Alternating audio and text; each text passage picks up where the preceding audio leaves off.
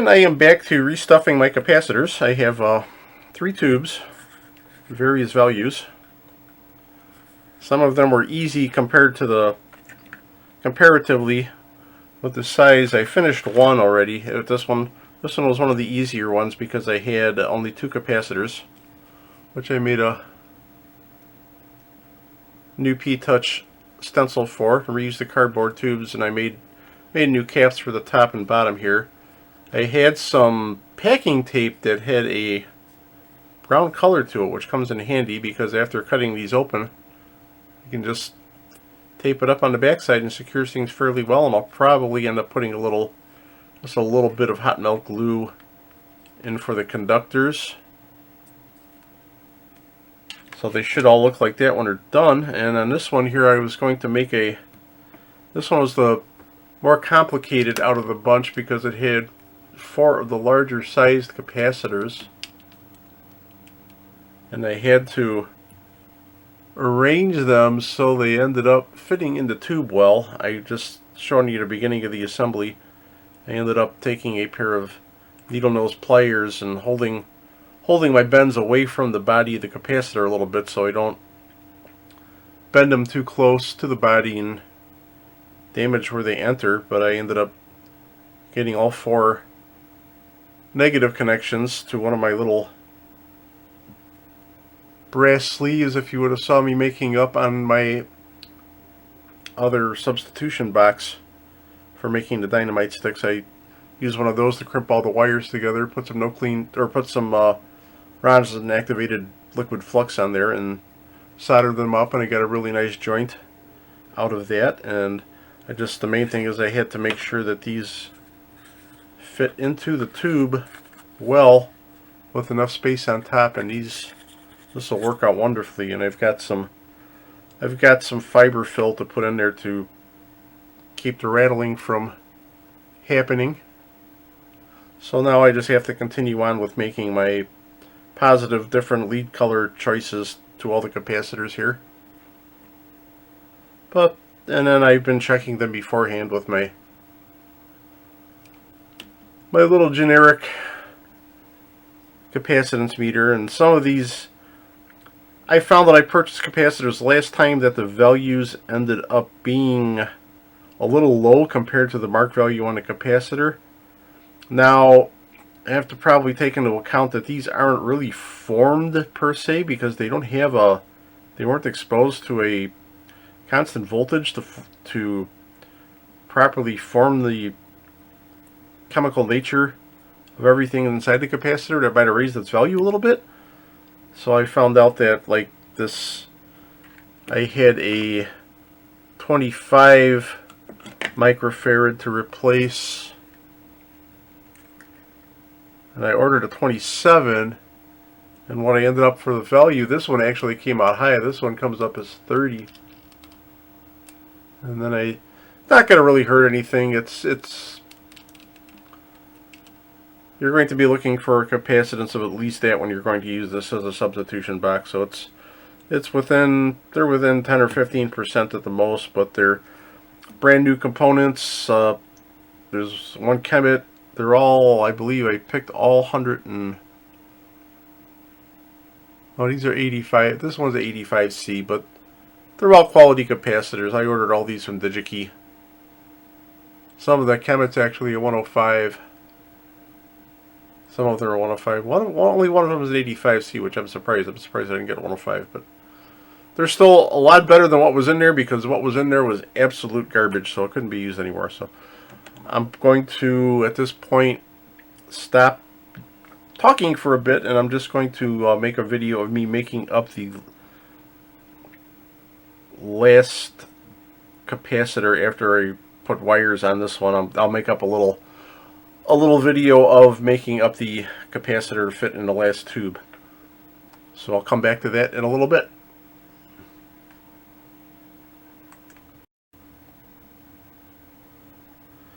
Well, I can at least show you the finished product on the second capacitor. This was probably the toughest one. This due to the size, and I didn't insulate the negatives. Everything else I have insulated with silicone tubing. All the connections are insulated with heat shrink. So this one's going to fit quite well inside the tubing with room to spare. And I have, in order to keep it from moving around too much once it's in there, I do have some polyester fiber fill to fill up the voids a bit and make it for a nice little container for our capacitors. And bottom part will slide in.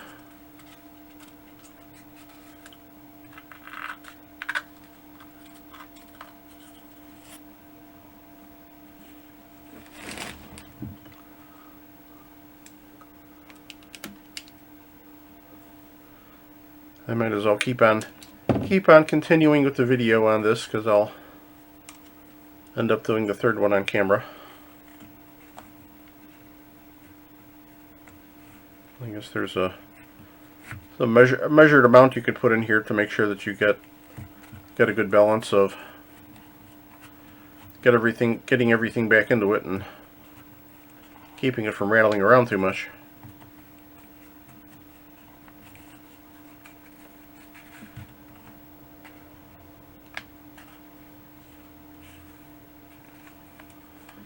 I just have some tape with some easier to read marking on it.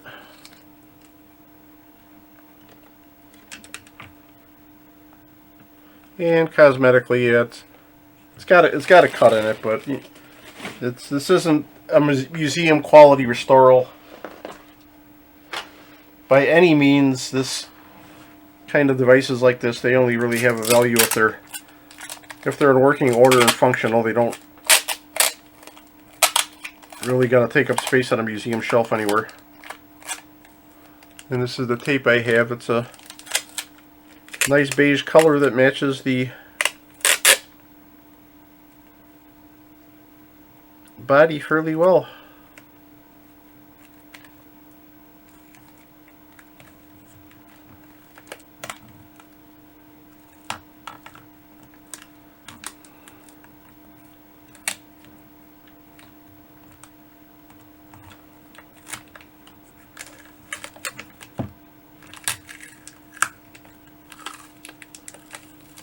Try to push the cardboard together just a little more to make the seam a little less evident, but it's not a huge deal. It's going to contain everything it needs to contain in the process of doing this. So.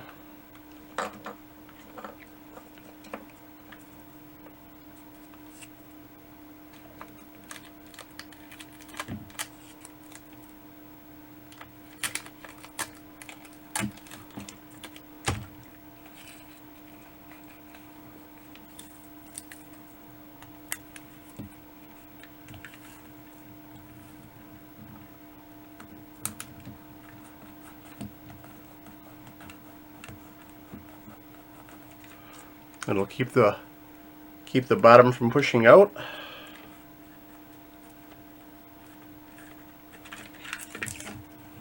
Very nicely, and push that down a little bit. And I have the plexiglass discs I made up.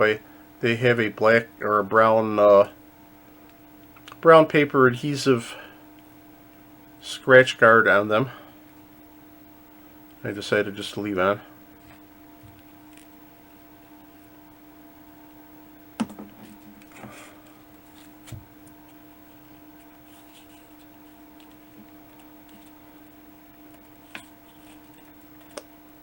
Might have to rearrange these wires a bit.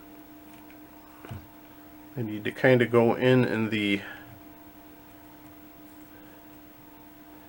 areas they're going to come out, or else they're fighting each other.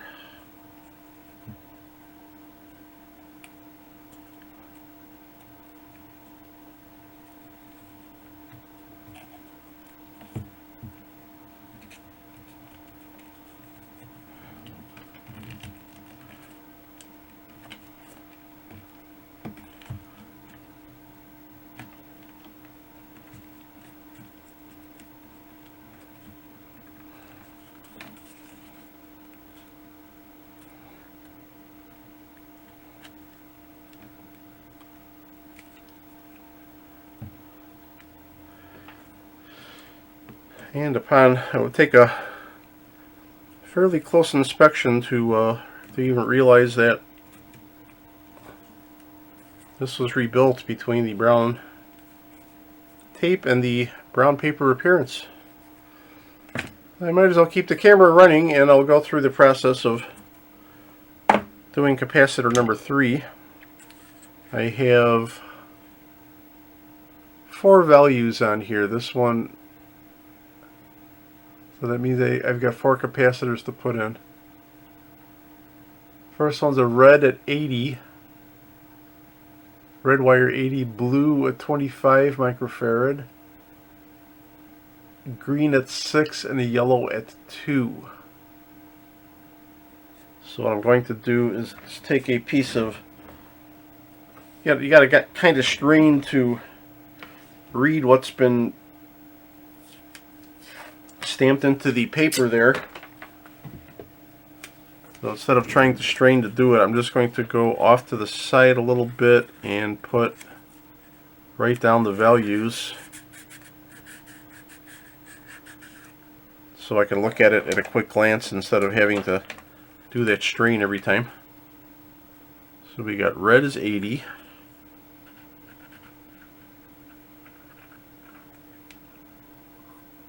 Blue is a 25.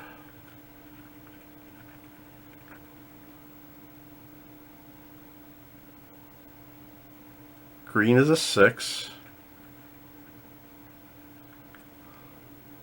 And yellow is a 2. So I've got that marked off for myself, and then I have my 4 prospects for getting things going again. So my first one is, I went a little high on this one because, like I said, I was thinking that these capacitors were going to measure a little low. This is a Kemet 105 degree capacitor. All that's actually measuring out at 86. So it's not really close off, or far off, I should say.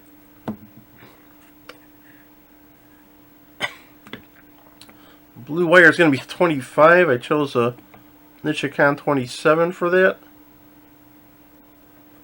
That one's coming up as a 30 for me, so that one's kind of on the high side, but it's not going to hurt anything. Like I said, this is not laboratory grade. And we've got a green wire. It's going to be a 6, and I've got a 6.8 here.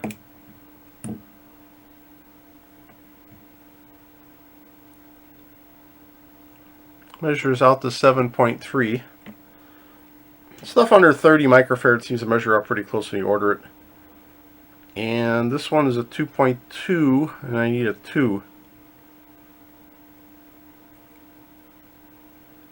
Measures out to a 2.5. It's still, all of these are still close enough values to be usable. So I'm not going to sweat any of that. So now I kind of have to figure out my arrangement for getting these in the tube. Zoom in a little bit, and it would be possible to go side by side with these two, but they're kind of tight. But if I try and go top and bottom, whoop, oh, that one almost got away from me. If I try and go top and bottom, they're going to be too tall for this tube, so I almost have to go with a side-by-side arrangement on them. So that's what we're going to work on. So in this case, I need to get my negatives together.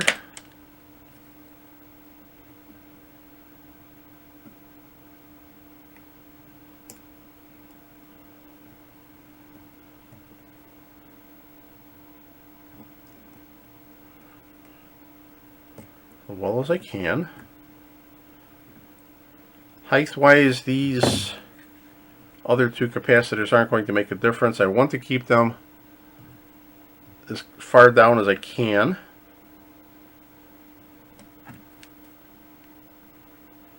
But just like I said on that last capacitor, I'm not going to sweat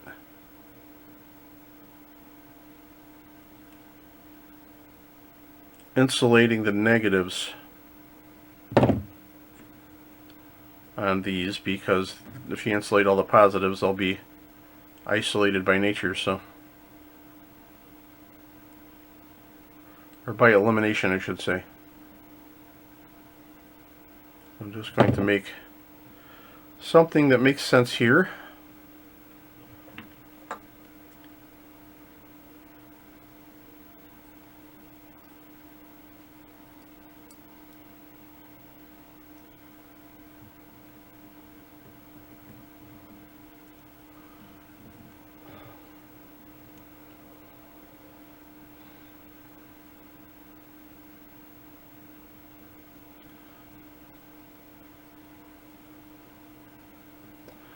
Could probably bend this fold in a little tighter. No, I'm going to leave it like it is. It's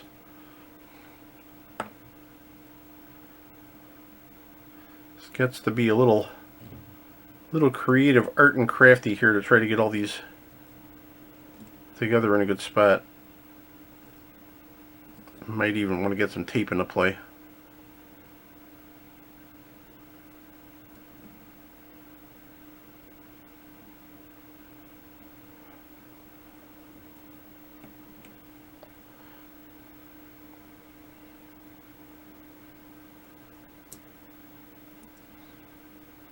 Okay. The diameter part of it, I have to only really worry about the two on the bottom. The top ones, I can get that a little closer, but if I do, it's going to be problematic when I go to solder it. I don't like where the heat's going to be. And that one's going to get about an 11-inch long piece of black wire.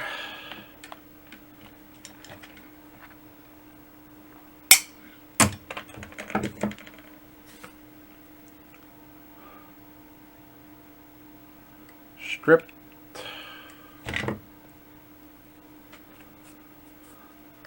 little bit of RA flux, and I do that mostly because that brass tubing that I use, it's not, the brass tubing isn't tin, so it's got a little oxidation on there by nature, and it's not going to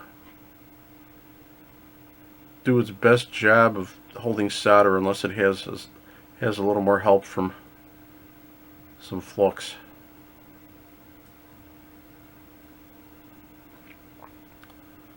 So I've got all these wires together. I'm going to give them a squeeze with doesn't have to be any special tool. It's just got to be something that flattens it out and grips it. So your wires have a mechanical connection to each other and aren't moving around. Because that's the one thing about soldering. You see people that tack solder all the time and thinking they're making a good connection, and you go back and look at about every connection they make, and I can guarantee you 90% of them are probably crystallized, and any movement or vibration or even heat cycling over time will start to work those connections to where they're not going to be connected anymore. And not only that, but a crystallized solder joint also does not have proper conductivity. And I'm going to use my new, well, kind of new, I used it before. It's a 2-heat 30 and 60 watt solder iron. This one has a feature where you squeeze the trigger and it automatically feeds the wire onto the tip. I found this to be very handy because it lets you do things that you normally would take 2 hands to do. It only takes 1 hand.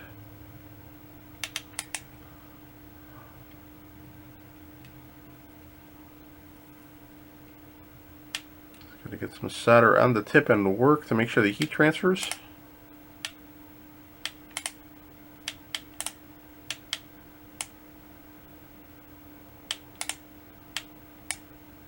And if you can see, the solder already wicked through to the bottom of the crimped brass ferrule.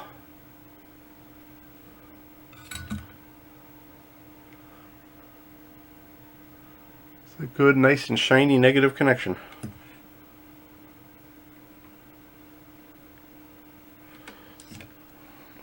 I will put a piece of heat shrink over there. I have some.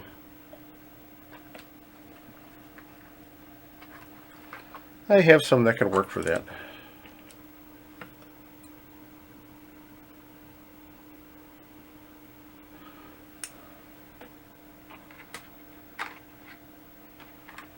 I think this one will fit. Let's see.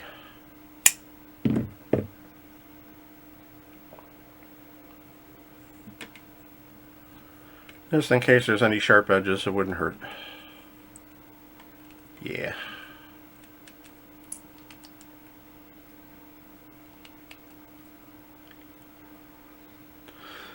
I'll save that for last to shrink. And then I'm going to go through the process of soldering out the other color wires. My red's going to be for the 80 microfarad capacitor, and I have a very stubborn red wire on the spool here.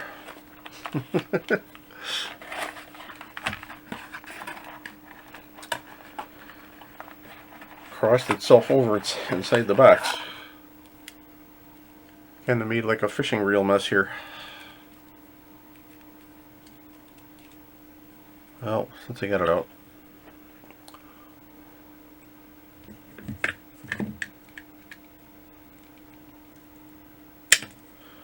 And just to double check, this will easily fit and slide inside of the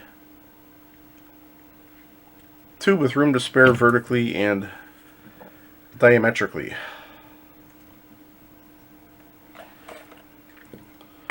So red goes to the 80.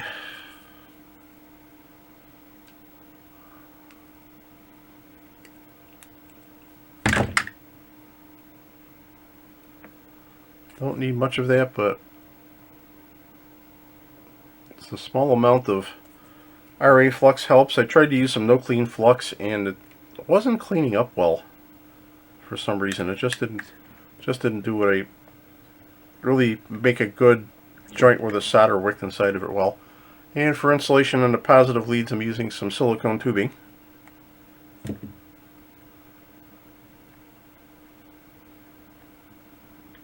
Finding this stuff to be very handy for insulation. It's very flexible. It doesn't melt when you solder to it. It has a good dielectric properties.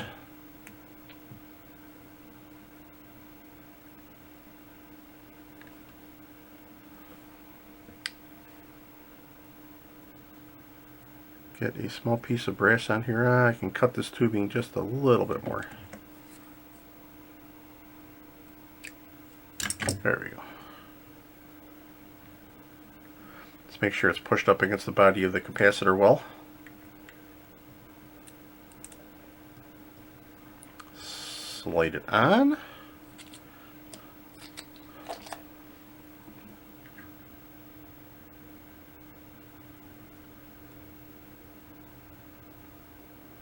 Trick is to get all the beads inside the brass.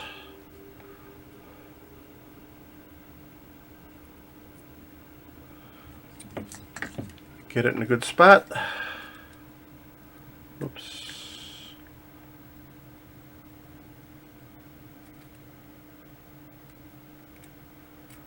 A nice little squeeze.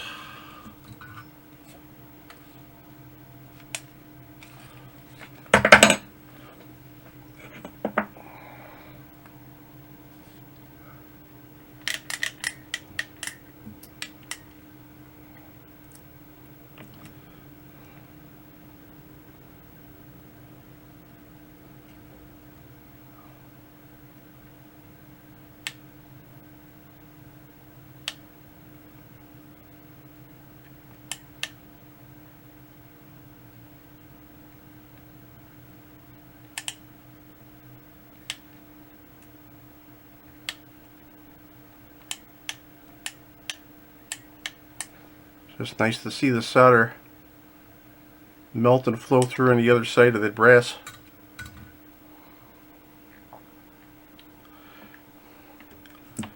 And that gives me a good solder joint. So I am going to, at this point, I'll zoom out a little bit and speed up the video film, just so you don't have to, you can see what I'm doing, but you don't have to bear through going through it at normal speed.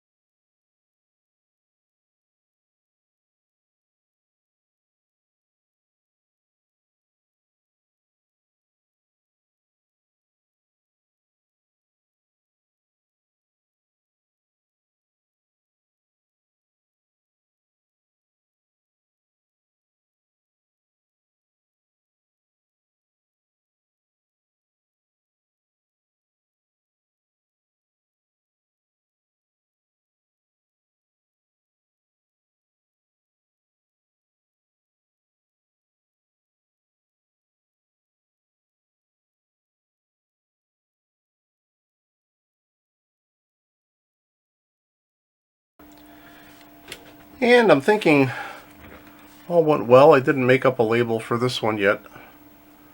This one was a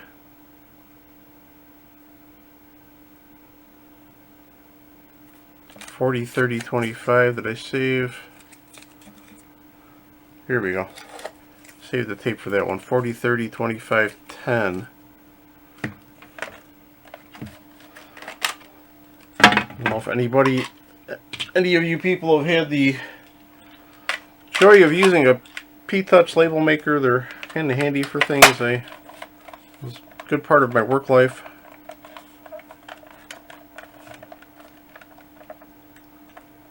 For stenciling things in general, this one was a red at 40.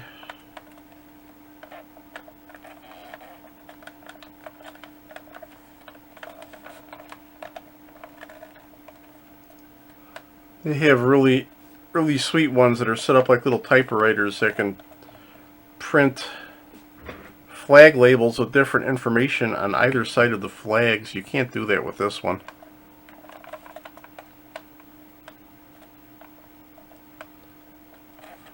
You can print up flag labels, but you can't print them up with different information.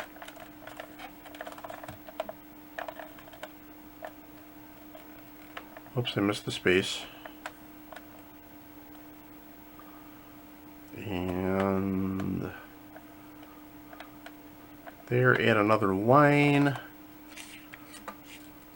Green is a 25, GRN 25, space, microfarad.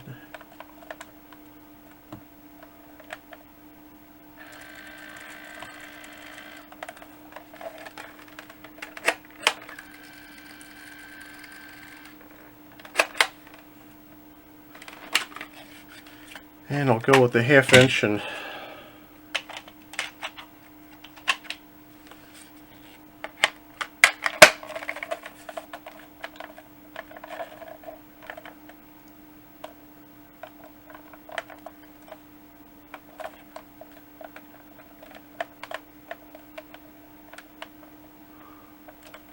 whoops.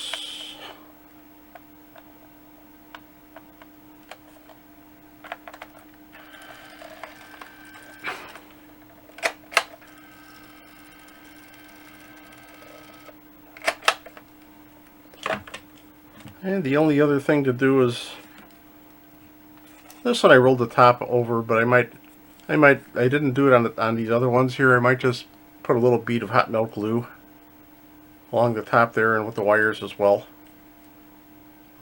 Give everything a little more of a finished appearance, but it's kind of nice to have the space to put the regular capacitors in there instead of making a hodgepodge of terminal strip or open wiring connections. Somebody will open this up and it, for the most part, will look like the original capacitor assemblies on a general inspection, unless you look very, very close to notice that these were rebuilt. But considering that they've all been done with quality parts in a reasonable quality manner, this will be able to proceed with re-equipping the substitutor with proper valued components. So stay tuned for the next part of the video. And well, I kind of fibbed when I thought that I had resistors that were all within tolerance. I forgot that I did find a few out of them. I had to go back to one spreadsheet I was keeping track of things on, and I did go through and double check and remark things again, and I went through with my favorite little chartreuse fluorescent paint, and I also have just a plain green marker that I've been using just to be able to mark components that I told I can then identify that yes, I did verify those and check them, and the green does not show up as a fluorescent like the ones that I have marked, so that just lets me know that I went through and did verify them. The green actually looks like a dull gray underneath the ultraviolet, so but in regular light it's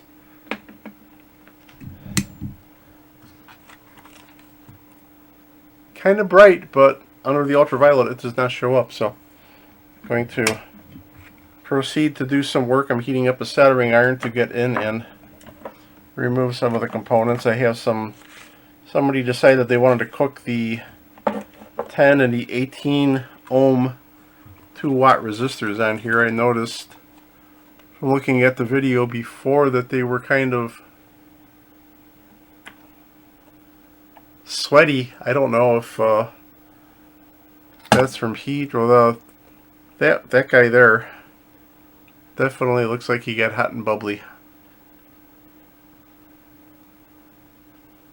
Or it could be just some of the electrolyte cooking off of that escaped and permeated through the case. Hard to tell, but they're out of tolerance for value. So I'm going to go through and replace a couple of those guys as I get soldering iron with some heat on it, which should be momentarily. And try and get in and wick some of the solder off of the switch deck connections.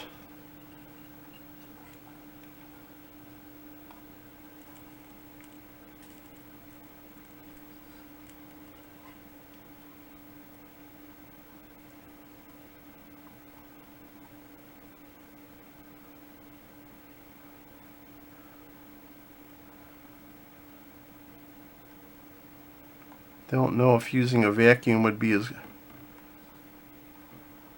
good as solder wick on these, but the solder seems to be coming off with the wick. This is old wick, but I did put some no clean flux on it.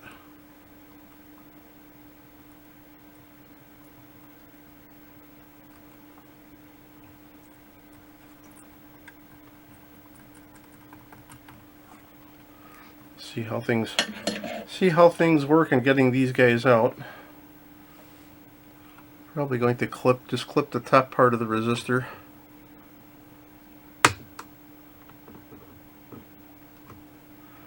That might be my best bet, just to do that, to clip it, then clip it, pull it out, and then wick it. That way I'll get most of my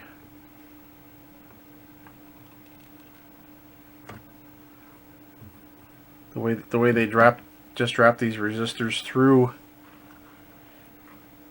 the terminal connections to solder them. And I don't know if I doubt if this iron's got enough heat to pull that top piece off. We'll see.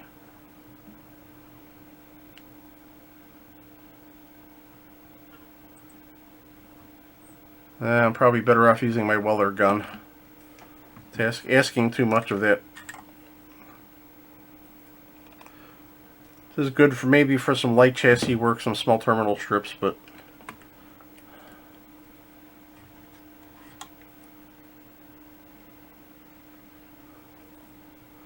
so I'm going to continue on with the resistor replacement here.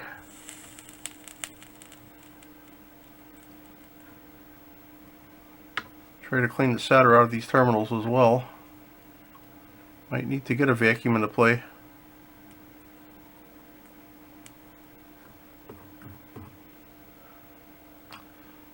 Or, what happened to my resistor?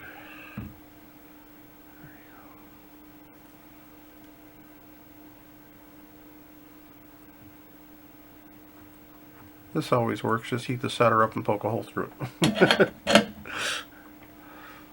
So I'm going to continue working on that, and it's probably work that you don't really need to see or aren't interested in too much, so I'm just going to stop the video until I get to a point of presentation for the next part. Going to go back to the old trick that I forgot about. This resistor has to go here, 10 ohm, and seeing that they didn't really secure this on the common ring too well, you can just pull it off like that.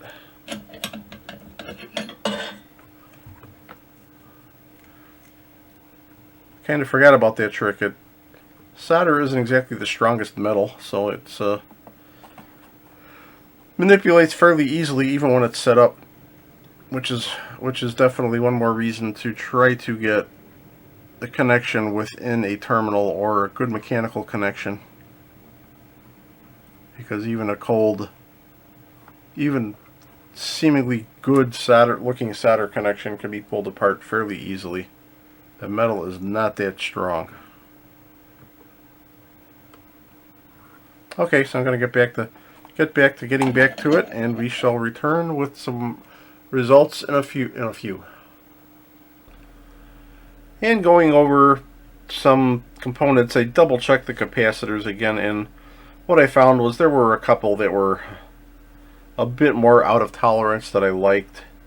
One of them went to this packaged array here. It's got the values marked on the bottom. It looks like they were the values for 0001, 0005,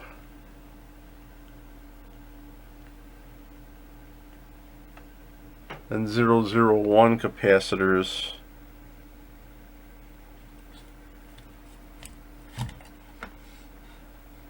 And what I did is replace them with some small discrete C0G 1% capacitors. The 0025 I believe I replaced with a 0022, and the main reason I did, it's kind of weird, that one is marked on the panel as a 0025, but the component they had installed originally was Well, I don't have it handy now. Where did it go? Anyways, oh, here it is. It was a ceramic disc. It was a 0.02 plus 80 minus 20 Z5U, and they were probably working the value up with the plus 80 because these, when it was new, it probably ran a little bit on the high side. But I ran 3 testers over the capacitive values again, and what I found on this particular capacitor, if I can get the screen where it doesn't have as much glare on it because of my lighting and camera position. 1 second. Wipe an oily smudge off it too. Anyways, I'll tip it up in a second, but putting this guy on this capacitor meter even, this is testing out as a 0.012. It was a little on the low side, so I decided to go with something that would be a little closer to that 0.025 indicated value. And if I hook up to the leads of that component on the, I replaced it with, I do not have a good connection because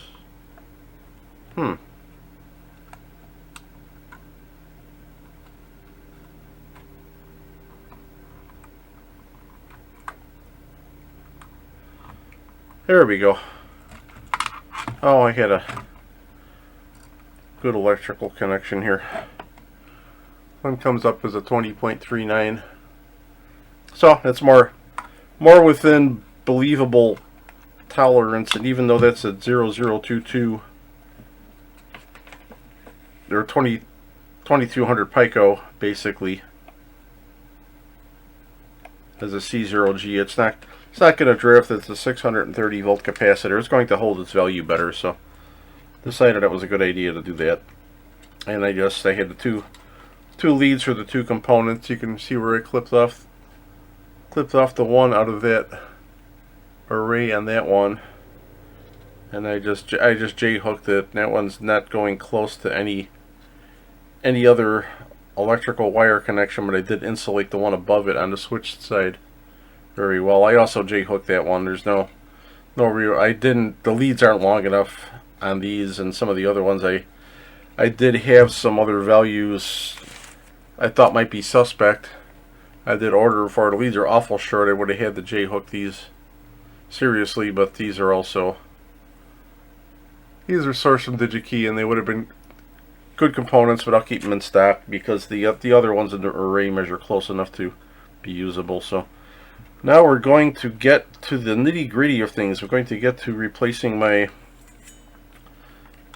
old Dynamite Stick arrays that I restuffed. Got all 3 of them here, and they have to go on this rotary switch, with the 3 commons have to go on to the one pole and switch position for the slider switch.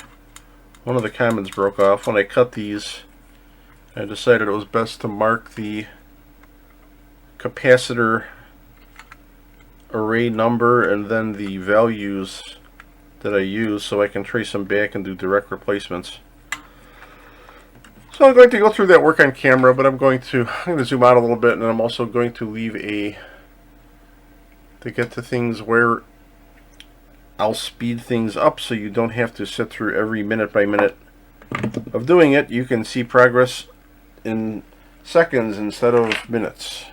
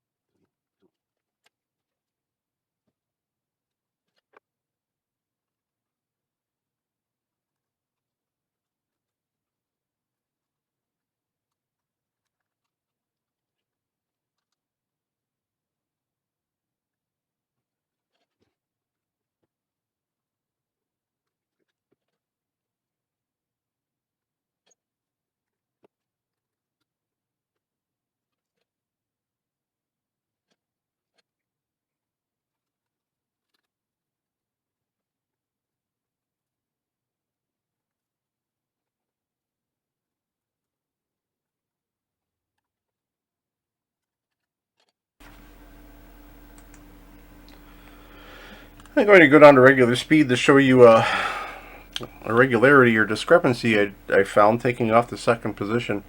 Remember when I was telling you that the switch deck, this switch actually entailed two different polarities or decks as far as the contacts?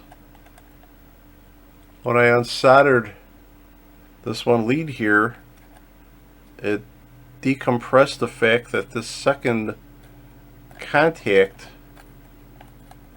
was squeezed onto this first one from the one pole to the other. Kind of look from the side here, you can see that that is a discrete contact coming off that bottom part. So in order to make the continuity that they wanted, they just connected it using the lead from the capacitor. So that's something to be very, very aware of when you're working on this. The fact that these old wires are stranded and put through two different solder lugs like that, and really it's quite the challenge. I had a hard time just dealing with the one that had the single polarity on it. As you saw for that first contact, I was able to get all of the old wire off, get the new wire in there after I cleaned up the terminal very well. But I'm probably going to have to do some more flux cleaning on these after I'm done, because this is going to entail a lot of soldering, and some flux residue is going to be left behind. I had to heat that one terminal up for a bit also. It's luckily since these are old style, kind of like a phenolic resin stamp, they're fairly impervious to heat. You can leave a soldering iron on them for a while, but you definitely have to be careful with the bending the switch terminations themselves. So I'm going to keep going on working on that, and we'll zoom back out and continue with the video.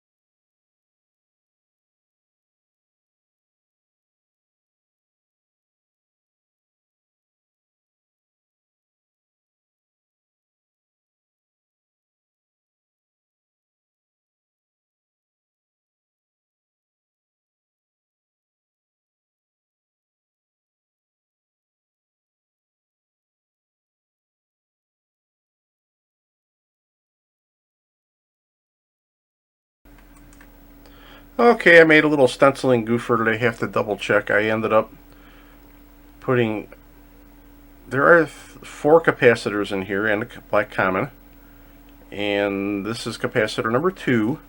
For this next terminal here for capacitor number 2, I have 4. Thing is, I didn't have any orange colored wire, so I went with a yellow. The yellow should be a 10 microfarad according to the marking. So I just need to sit back and double check.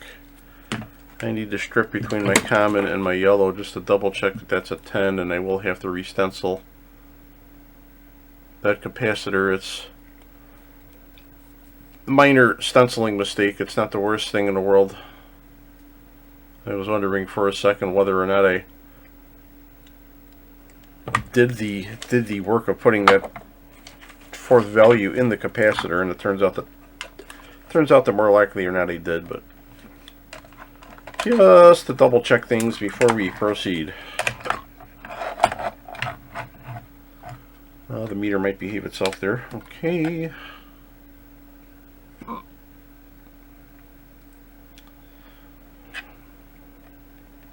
For some reason that yellow just slipped my mind as far as a value to need to be stenciled. Should be close to 10. 9.83, so that would be our 10 microfarads. So that is looking good.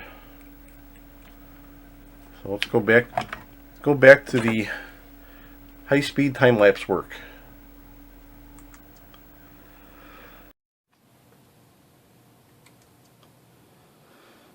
Okay, and I'm going to do the ceremonious last one.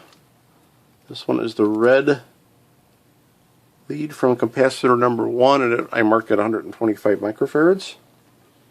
I'll just go at normal speed to show you some of the difficulties I was having doing this stuff. It's, you saw me put that little piece of blue masking tape over the switch contacts. I should have done that a lot better. I thought of doing that earlier. I should have thought of doing that before.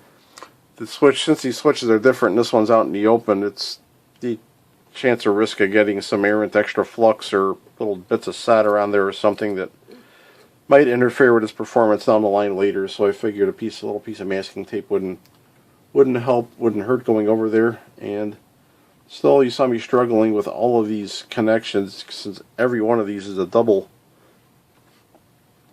pole connection that's bent up. The holes don't quite always line up right. Once I heat them up, the resin residue that's on there wants to turn to a black gooey textured something. So I'm struggling with all of that stuff, and putting these new leads in, I'm not worried about getting enough lead length to wrap it around there. I am committing a little bit of a connection sin there. I'm really just tack soldering them in there, but I'm just making sure I've got enough solder contact on both holes where they behave themselves.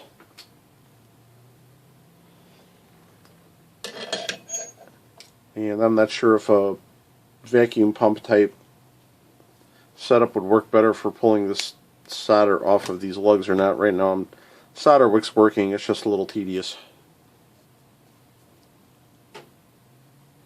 Since this is such an old solder wick, it really doesn't have any good flux on it, so I have to add some no clean flux to the mix and be patient. If I could zoom in a little bit maybe in this one. Try not to get my hands in the way too much. Let's see here.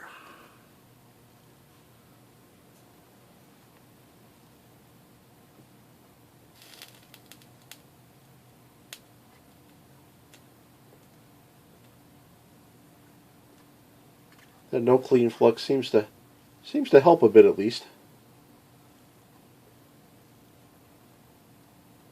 This particular one has a lot of solder in it.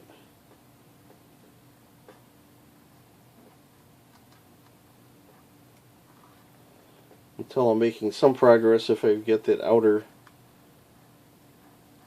lug's hole open. That one I did.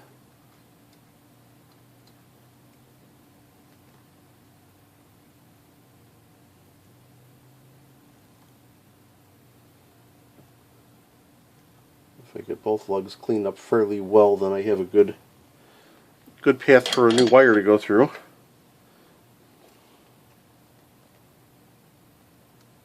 Double check that, I do. And my last wire was going to be the 120 microfarad off of that one, which is still available. Yay.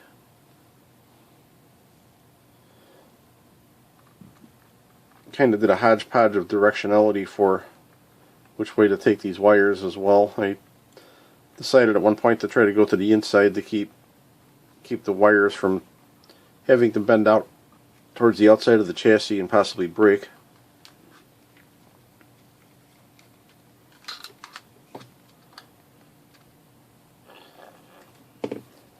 Well, not break the wire as much as break off the lug off the switch. That would be a problem.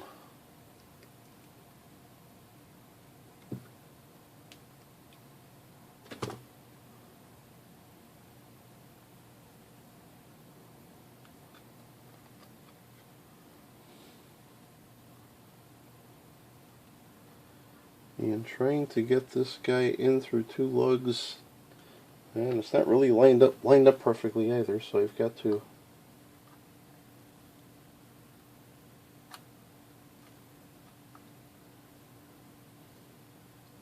and if you have to do any chassis soldering work, It is definitely worth it to get a set of some sort of picks on various different ends on them. It comes in very handy for all sorts of things, but especially for doing any type of lug realignment, fishing wires out.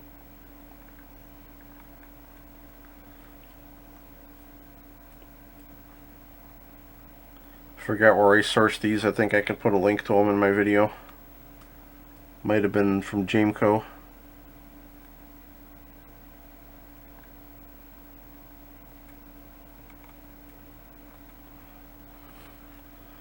It's almost impossible to get all these strands through. I tried earlier in the process. I tried tinning this wire, and if you put too much solder on it, then it makes it too fat to go through the hole of the lugs.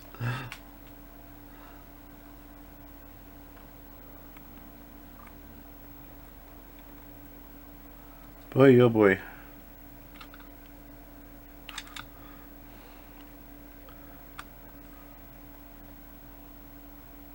There we go.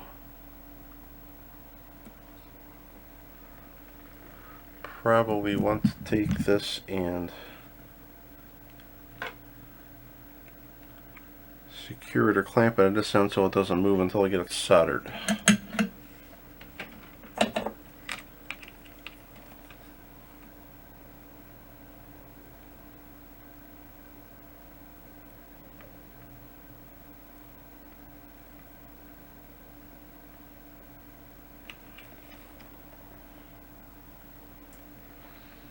Okay.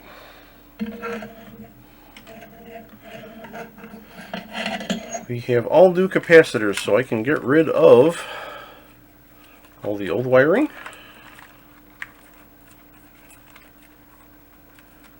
Now, I did not reattach the three black commons to that switch. But what I think I'm going to do right now is just strip some insulation off of them, join them all in a manner and fashion where I can do a quick test to kind of make sure that I didn't goofer things up before I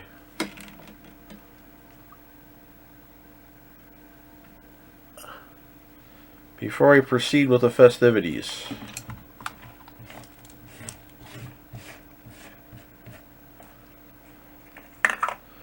To do a little cleanup in a bit as well. But for right now, I'm going to take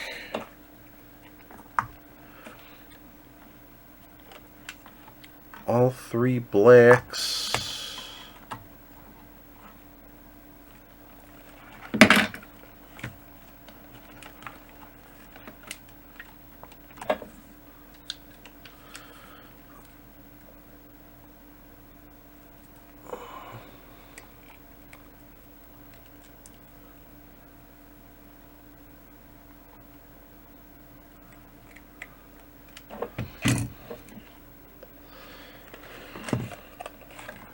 And we'll give her a try with this capacitor tester. Although I'll need to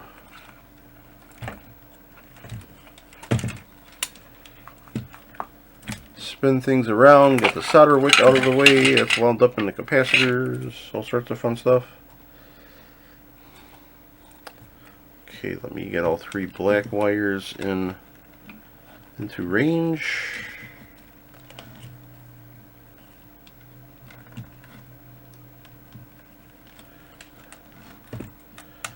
And the panel on this one has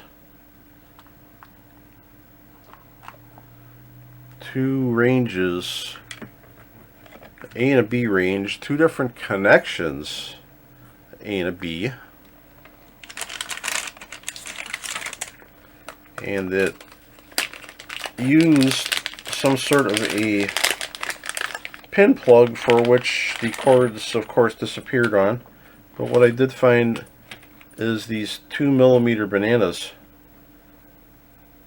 that really work well into pin plug things, because if the banana, it's just like a regular banana except it's a 2mm diameter instead of a 4.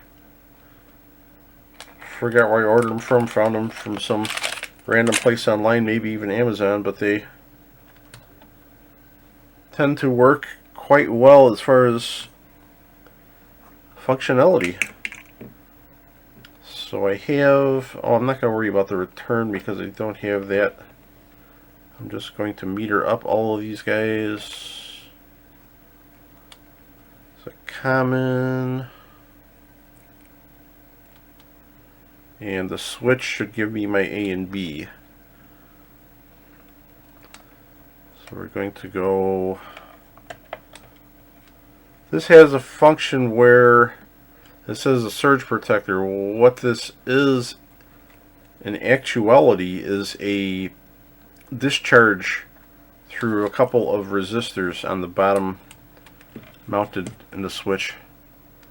When it's in that position to the left, which is also spring loaded, it will pull the contacts of the switch so it will force it to discharge whatever's connected or whatever those capacitors are on. And I think I'm not sure if that resistance also comes out of the unit onto the test leads, but the main thing is it will keep you from storing voltage on a capacitor in here and then causing it to cause problems with something else when you go to reconnect it. Well, okay, I've got this in the first position on range A, which is the outer numbers, and lo and behold, the 250 comes up as a 254 on my. I can zoom in a little bit here for clarity. I think if I turn off. Well, let's see. How about this light? That helps a little. Okay. This should drop it to 150. 159, 160, close enough. This value should be a 100. We got a 99.97. This one should be an 80. That's an 86. This one should be 60. It's a 62. This one should be 40. It's a 42. This should be 20. It's a 19.75. 10 is coming up as a 12.4. 4, I might have put a 4.7 in there, so it's coming up as a 5. And the 2 might be a 2.2, coming up as a 2.5. So that's on range A. Range B is the inner numbers. So that one is also a 2 microfarad. Switching it to the next value should be close to a 6. Got a 7.3. I forgot what that was. A 6.8 I think I put in there. 10 is a standard value. That came up as a 9.8. 25, I forgot what I put in there, but it comes up as a 30. Moving it to the next one, for some reason, it should also come up as a 25. Comes up as a 30. Got some redundant value in here, and then the third marking, the next switch position should be a 30, which might be a 33. Comes up as a 36. This should be a 40. Might be a 47. That's installed. 80 comes up as an 86. 125 comes up as a 126, and the last position should be a 0. And it says 18 picofarads. So it looks like I did well outside of the stenciling error on that capacitor. Dynamite stick, which can be easily fixed. I can move on to the next portion of the restoration on this, and the only thing I found I really need to do is to replace one or both of these switches. I had a difficulty cleaning one of them. They seem to be a little intermittent, and I showed before where I tried to tried to take them apart. It didn't look like they were going to survive this assembly and reassembly. So what I've decided to do is just replace them. I did find that they are just a single pole double throw switch. And DigiKey has what is really an exact replacement. Hole spacing, the everything on them. Brand new, and at that point I figure for they're not very expensive. Oh, one thing I didn't look at is these are spring loaded. Oh boy. Well, I might have to get some regular ones because we don't need spring loaded switches. This is a problem. I couldn't see anywhere in the ordering progression where it said that this would be spring loaded. Well, there's a chance I can take them apart because these look like they'd be more easily taken apart. Let's have a look.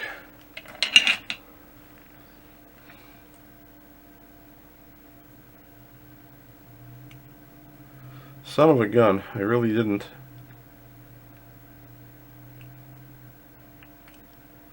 If I can just take the springs out of them,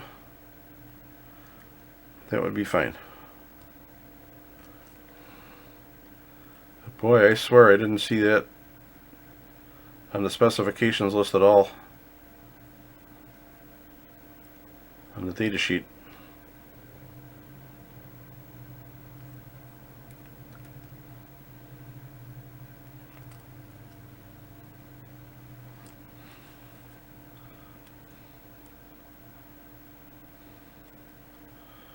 Let's see what's going to go flying here.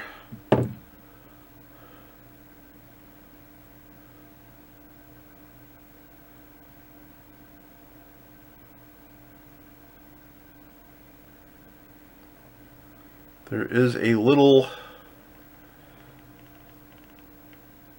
physical spring right into the top there. Should not be too hard to remove. Figure I'll just go this route. Where is my little pick?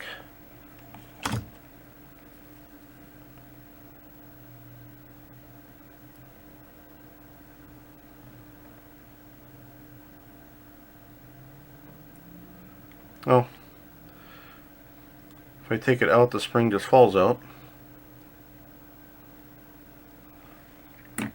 Back together, and just for giggles, since I put a little finger oil on there, I'll throw a little D5 on it.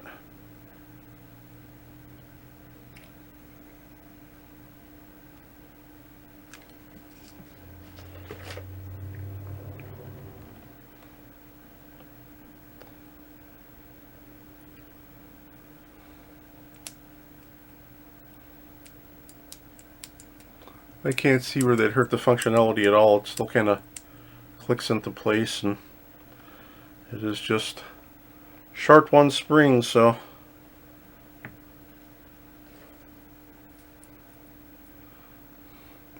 no harm, no foul.